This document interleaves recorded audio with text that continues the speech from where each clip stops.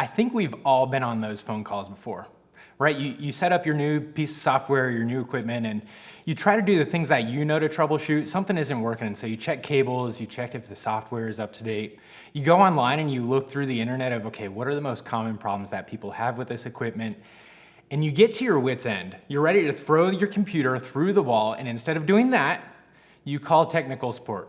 You sit on the phone for 15, 20 minutes listening to their lobby music, maybe 3 hours, and finally you get that person on the phone and you explain, hey, this is what's going on, this is what I need some help with, and you know the first thing that they ask you. Hey, have you tried turning it on and off again? And at that point, you have some choice words for them, right? Hey, my name is Chase, I'm our campus pastor at Temecula, and I can't help but think this is what the disciples probably feel in this story that we're gonna look at today. Let me give you some context.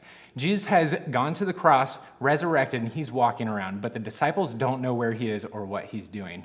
So the disciples go back to their daily jobs. A lot of them were fishermen, so we find them out fishing, doing their livelihood. In verse 4-6 of chapter 21 in John, this is what we read.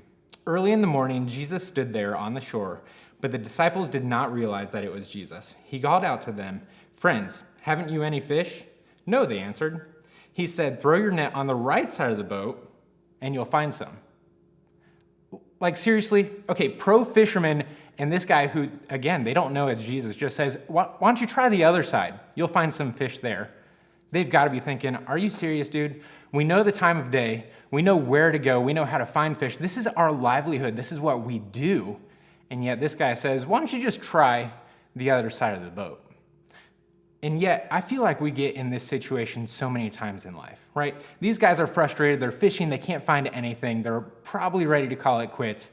And this guy just says, hey, try the other side. Now, we know the results of what happens, but so many times in our lives, I look at situations that we walk into and it's like, I'm really frustrated with my marriage. For some reason, we're not connecting, we're fighting all the time, and yet, are we going back to the way that God has called us to live out that marriage, right? It's spelled out in Ephesians 5 of the love and respect that we should have for each other. So have we gone back to the basics of what God has already told us to do?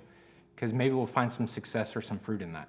Or I look at maybe some of the friendships, the coworkers that we work with, and we're frustrated with the relationships that we have. It's not fruitful, it's not joyful to be around them. And are we treating them in a way that Christ has called us to love other people? Even things like finances. Maybe we're frustrated with how our finances are looking and our spending, and have we been obedient in the way that the Lord has asked us to spend our money or how to prioritize things? See, I think we get to these places where we feel like we're professionals. I know my spouse and my kids, so of course I have the best experience. I have all the answers of how to take care of that stuff. And yet, am I following where God has called me to go? Because the rest of that verse 6, it says, when they did, they were unable to haul the net in because of the large number of fish. See, they were doing all the right things. They had the right equipment. They were out at the right time of day. They just weren't fishing where they should have been fishing. In the same way, are we following God's lead of what he's calling in our lives? Do we go back to the basics of the Bible? And this is how God has asked us to lead and love on other people. I think we get to a point where we're frustrated. There's no fruit. There's no health in our life balance. There's no fulfillment. And yet, if we go back to the basics of what God has already called us to do and to see where God is asking us to cast our nets, that's where we're going to find health.